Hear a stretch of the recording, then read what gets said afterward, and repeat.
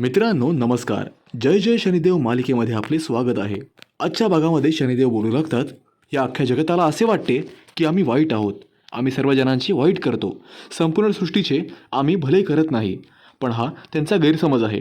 सगळ्यांची परीक्षा घेणे, सगळ्यांच्या पापाचा घडा त्यांना भरून देणे आणि त्याची कर्म त्यांना भोगायला लावणे हे आमचे कर्तव्य आहे.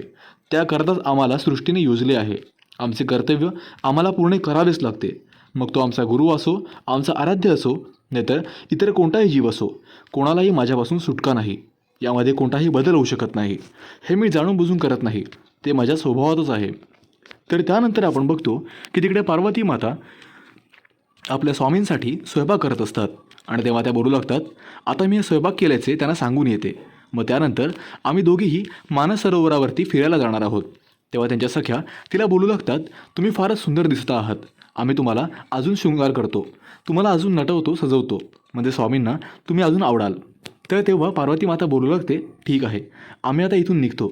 स्वामींना बोलवायचे आहे, त्यांना सांगितले पाहिजे की स्वयंपाक तयार आहे. तर तेव्हा स्वयंपाक तयार असल्याची बातमी देण्याकरता तिकडनं पार्वती माता निघून जातात स्वामींच्या दिशेने. तर इकडे सख्या बोलू लागतात, पण माते, मला असे वाटते आहे की स्वामी आज नक्की तुम्हाला घेऊन जातील की नाही, मला जरा शंका वाटते आहे. तर त्यावरती दुसरी सखी बोलू लागते, तू उगाच शंका घेऊ नको स्वामींवरती. स्वामींनी वचन दिले आहे मातेला, याचा अर्थ आज नक्कीच त्या घेऊन जातील स्वामींना. त्यावरती माता बोलू लागते, चला मला आता उशीर होतो आहे, मी इकडनं निघून जाते. असं म्हणताच लगेच पार्वती माता तिकडून निघून जातात स्वामींना भेटण्याकरता व त्यांना भोजनाचे आमंत्रण देण्याकरता. तेव्हा पार्वती माता आपल्या दिशेने येत आहेत हे स्वामींना समजते आणि तेव्हा शिवशंकर बोलू लागतात, पार्वती, आज मला तुला भेटता येणार नाही आहे. जर तू माझ्या कक्षेमध्ये आलीस तर माझी परीक्षा घेत असताना शनिदेवांचा त्रास तुला पण होईल. तुला तो त्रास होऊ नये याकरता मला आत्ता तुझ्यापासून पुढचा एक प्रहर दूर राहावे लागणार आहे. आपण वचन पाळूच. तुला वचन दिल्याप्रमाणे आपण मानसरोवरावरती जाऊच, फक्त आता नाही, एक प्रहरानंतर. इतक्या तिकडे नंदी येतो आणि विचारतो, देवो के देव महादेव, तुम्ही म्हटल्याप्रमाणे आज आपण जाणार आहोत ना मानसरोवरावरती. आता पार्वती माता येतच असतील. त्यावरती शंकर भगवान बोलू लागतात, नाही, आपण आत्ता चालू नाही आहोत, अजून एक प्रहर त्याला वेळ आहे. आता आम्हाला फारच महत्त्वाचे कार्य आले आहे, ते कार्य करण्याकरता आम्ही निघून चाललो आहोत. इतकं म्हणून कुठे चाललो आहोत हे न सांगता महादेव तिकडून निघून जातात व त्यानंतर तिकडे पार्वती माता येतात. तर तिकडे शनिदेव बोलू लागतात, महादेवा, तू माझा गुरु आहेस आणि श्रीकृष्ण माझे आराध्य. तुम्हा दोघांनाही हे माहिती आहे की मला परीक्षा घ्यावीच लागते आणि ती तुमचीही मी घेतो. देव, कुठलाही प्राणी, कुठलाही जीव माझ्यापासून वाचत नाही. माझे कर्तव्य मला करावेच लागेल. आज तुमची परीक्षा मला घ्यावीच लागेल. फक्त ती परीक्षा किती सौम्य घ्यायची, किती तीव्र, ते मला ठरवायचे आहे.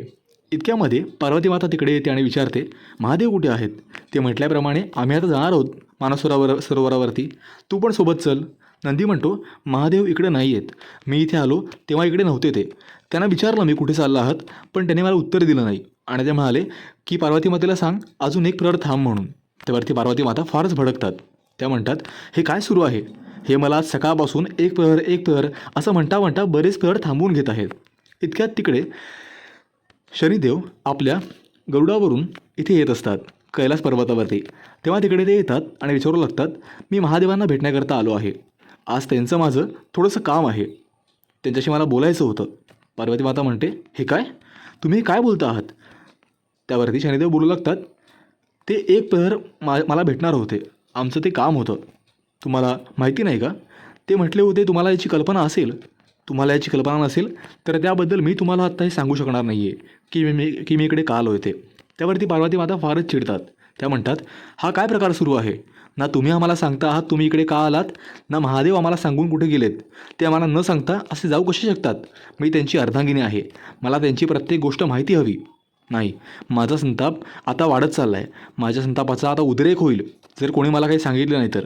इतकं म्हणता क्षणी पार्वती माता फारच संतापतात आणि आजचा हा सुंदर भाग इकडेच संपतो.